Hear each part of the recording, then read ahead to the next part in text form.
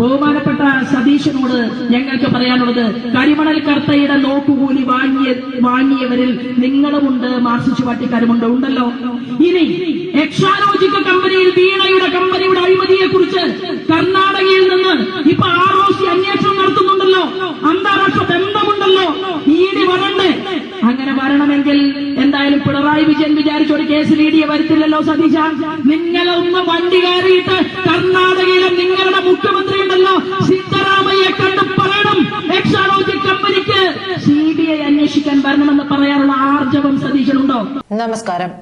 ശോഭാ സുരേന്ദ്രൻ എന്നത് മുഖപുര ആവശ്യമില്ലാത്ത വ്യക്തിയാണ്. കേരളത്തിൽ BJPയുടെ നട്ടെല്ല് തന്നെ ഈ വനിതയുമാണ്. മോദിയുടെ കേരളത്തിലെ നാരീശക്തി എന്ന് വേണമെങ്കിൽ പറയാം. സംസ്ഥാന അധ്യക്ഷൻ K. സുരേന്ദ്രൻ നയിക്കുന്ന കേരള പദയാത്രയിൽ ശോഭാജിയെ കണ്ടതോടെ പ്രവർത്തകർക്ക് ആവേശമേറിയിരിക്കുകയാണ്. സമ്മേളന വേദിയിൽ ശോഭാജി നടത്തിയതും തീപ്പൊരി പ്രസംഗമായിരുന്നു. അത് എടുത്തു പറയേണ്ട കാര്യമൊന്നുമില്ലല്ലോ. നടത്തുന്ന പ്രസംഗം എല്ലാം തന്നെ വൈറൽ തന്നെ ആണ്. ഇതിപ്പോൾ ചുരുക്കം സമയമേ ഉള്ളൂ. പക്ഷേ ചുരുക്കം വാക്കുകളിൽ പിണറായിയെയും മകളെയും സർക്കാരിനെ ആകെ തന്നെയും കീറി മുറിച്ച് ഒരുമാതിരി എല്ലും തോലുമാക്കിയിട്ടുണ്ട്. മനസ്സിലാകാത്തത് പിണറായി വിജയ ഈ മുഖ്യമന്ത്രി സ്ഥാനത്ത് ഇതൊക്കെ കേട്ട് എങ്ങനെ ഇരിക്കുന്നു എന്നതാണ്. ഇതൊക്കെ കേട്ട് ജീവിക്കുന്നതിലും നല്ലത് മരിക്കുന്നതാണെന്ന് കേൾക്കുമ്പോൾ നമുക്ക് തോന്നിപ്പോകും. അതുപോലെ കീറി മുറിച്ചിട്ടുണ്ട്. എന്തായാലും ശോഭാജിയുടെ ആ പ്രസംഗം ഒന്ന് കേട്ട് കളയാം.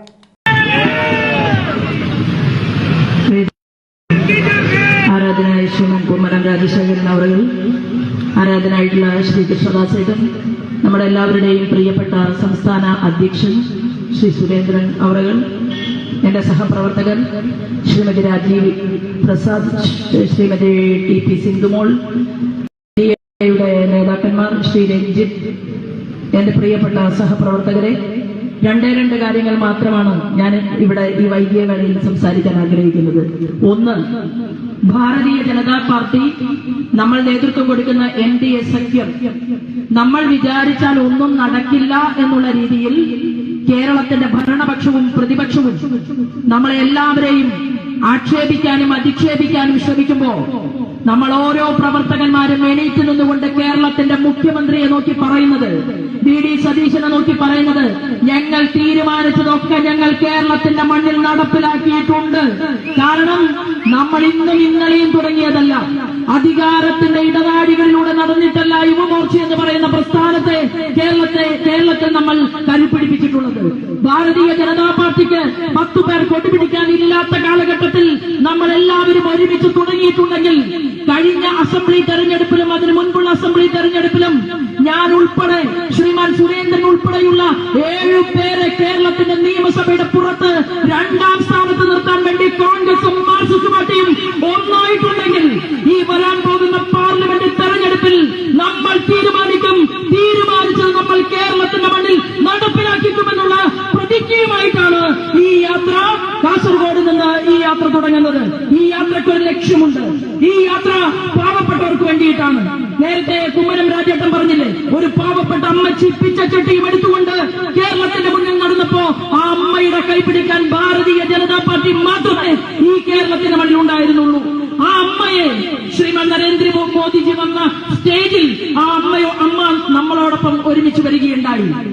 പാർശ്വവൽക്കരിക്കപ്പെട്ടവർക്ക് വേണ്ടി ശ്രീമാൻ കുമ്മനം രാജേട്ടൻ സംസ്ഥാന പ്രസിഡന്റായിരിക്കുന്ന സമയത്ത് ഇവിടെ ഇരിക്കുന്ന മുഴുവൻ ഞങ്ങളും ഒരുമിച്ച് നടന്നുകൊണ്ട് കേരളത്തിന്റെ തെരുവീതിയിൽ നമ്മൾ ഉയർത്തിയ ഒരു മുദ്രാവാക്യമുണ്ടായിരുന്നു, ഭൂമിയില്ലാത്തവർക്ക് ഭൂമിയും കുടിവെള്ളമില്ലാത്തവർക്ക് കുടിവെള്ളവും ഭക്ഷണമില്ലാത്തവരെ ഭക്ഷണവും എത്തിക്കാൻ. അന്ന് നമുക്ക് പ്രിയപ്പെട്ടവരെ, നമ്മുടെ ഈ രാജ്യത്തിന്റെ ഭരണകൂടത്തിന്റെ കാവൽക്കാരനായ ശ്രീമാൻ നരേന്ദ്രമോദിയുടെ സഹായ സഹകരണങ്ങൾ ഇന്നത്തെ പോലെ ഉണ്ടായിരുന്നില്ല എങ്കിൽ ഇന്ന് ജഗദീശ്വരൻ കനിഞ്ഞനുഗ്രഹിച്ചുകൊണ്ട് ഇസ്ലാം മതത്തിൽ വിശ്വസിക്കുന്നവരും ക്രിസ്ത്യൻ മതത്തിൽ വിശ്വസിക്കുന്നവരും നമ്മൾ ഹിന്ദു മതത്തിൽ വിശ്വസിക്കുന്നവരും പറയുകയാണ്, രാഷ്ട്രീയം എന്നുള്ളത് രാഷ്ട്രത്തെ സംബന്ധിക്കുന്നതാണ്. മതം എന്നുള്ളത് നന്മയിലേക്ക് നയിക്കാനുള്ള പാദം മാത്രമാണ്. നിന്റെ മതം നിനക്കും എന്റെ മതം എനിക്കുമെന്ന് പ്രഖ്യാപിച്ചുകൊണ്ട് ഈ രാജ്യത്തിന്റെ സനാതന മൂല്യത്തെ ഉയർത്തിപ്പിടിച്ചുകൊണ്ട് നമ്മൾ ഈ ഭാരതീയ ജനതാ പാർട്ടിയുടെ പാർലമെന്റേറിയന്മാരെ ഇന്ത്യൻ പാർലമെന്റിലേക്ക് അയക്കുമെന്നുള്ള ദൃഢപ്രതിജ്ഞയുമായിട്ടാണ് ഞാനും നിങ്ങളും ഉൾപ്പെടെയുള്ളവർ നിൽക്കുന്നത്. നമുക്ക് പരാധീനതകളുണ്ട്, നമുക്ക് വേദനകളുണ്ട്, നമുക്ക് ബുദ്ധിമുട്ടുകളുണ്ട്. പക്ഷേ നമ്മൾ തുടങ്ങിയത്, നമ്മൾ ആ ചിന്തയും സ്വപ്നവും പൂർത്തീകരിക്കപ്പെട്ടതിന് മാത്രമേ നമ്മൾ നിർത്താൻ ആഗ്രഹിക്കുകയുള്ളൂ. ഇത് കൽപ്പവൃക്ഷമാണ് നമ്മൾ വെച്ചിട്ടുള്ളത്. നമ്മൾ വെച്ചത് ഒരു കൊല വെട്ടിയിട്ട് ആ വാഴ വെട്ടി അവസാനിപ്പിക്കാനുള്ള പരിപാടിയല്ല എന്ന് കോൺഗ്രസിനോടും കേരളത്തിന്റെ മുഖ്യമന്ത്രിയോടും പറയാൻ ഞങ്ങൾ ആഗ്രഹിക്കുന്നു. ഞങ്ങളുണ്ടല്ലോ, ഞങ്ങൾ വെച്ചിട്ടുള്ളത് ഒന്നാം തരം തെങ്ങിന്റെ തൈയാണ്. അത് വളരുന്നുണ്ട്, വെള്ളമിടുന്നുണ്ട്, ഞങ്ങൾ വളമൊഴിക്കുന്നുണ്ട്, അതിനെ വേലികെട്ടി ഞങ്ങൾ സംരക്ഷിക്കുന്നുണ്ട്. ആ കൽപ്പവൃക്ഷം കായ്ച്ചു കഴിഞ്ഞാൽ പിന്നെ അത് എത്രയോ വർഷങ്ങൾ പാനീയമായി, അന്നപാനീയമായിട്ട് കേരളത്തിലെ ജനങ്ങളുടെ വീടുകൾക്കകത്തേക്ക് എത്തും. അതെത്തിക്കുന്ന ദൃഢപ്രതിജ്ഞ എടുത്തുകൊണ്ടുള്ള ഈ യാത്രയെ നിങ്ങൾ ഓരോരുത്തരും സ്വീകരിക്കുകയും നമ്മൾ ഓരോരുത്തരും ഹൃദയത്തിൽ വെച്ചുകൊണ്ട് നമ്മുടെ നരേന്ദ്രമോദിജിയുടെ ഗ്യാരണ്ടിയെ പൂർത്തീകരിക്കാൻ വേണ്ടിയിട്ടാണ് ഞാനും നിങ്ങളും നിൽക്കുന്നത്. ഒറ്റക്കാര്യം ശ്രീമാൻ സതീശൻ പറയുകയാണ്, ഞങ്ങളാണ് യഥാർത്ഥ പ്രതിപക്ഷം, ഞങ്ങളാണ് കേരളത്തിൽ അഴിമതിക്കെതിരെ നിൽക്കുന്നത്, ഞങ്ങൾ മാത്രമാണ് കേരളത്തിലുള്ളത്. ബഹുമാനപ്പെട്ട സതീശനോട് ഞങ്ങൾക്ക് പറയാനുള്ളത്, കരിമണൽ കർത്തയുടെ നോക്കുകൂലി വാങ്ങിയവരിൽ നിങ്ങളുമുണ്ട്, മാർക്സിസ്റ്റ് പാർട്ടിക്കാരുമുണ്ട്, ഉണ്ടല്ലോ. ഇനി എക്സാലോജിക് കമ്പനിയിൽ വീണയുടെ കമ്പനിയുടെ അഴിമതിയെ കുറിച്ച് കർണാടകയിൽ നിന്ന് ഇപ്പൊ ROC അന്വേഷണം നടത്തുന്നുണ്ടല്ലോ, അന്താരാഷ്ട്ര ബന്ധമുണ്ടല്ലോ. ഇഡി വരണ്ടേ?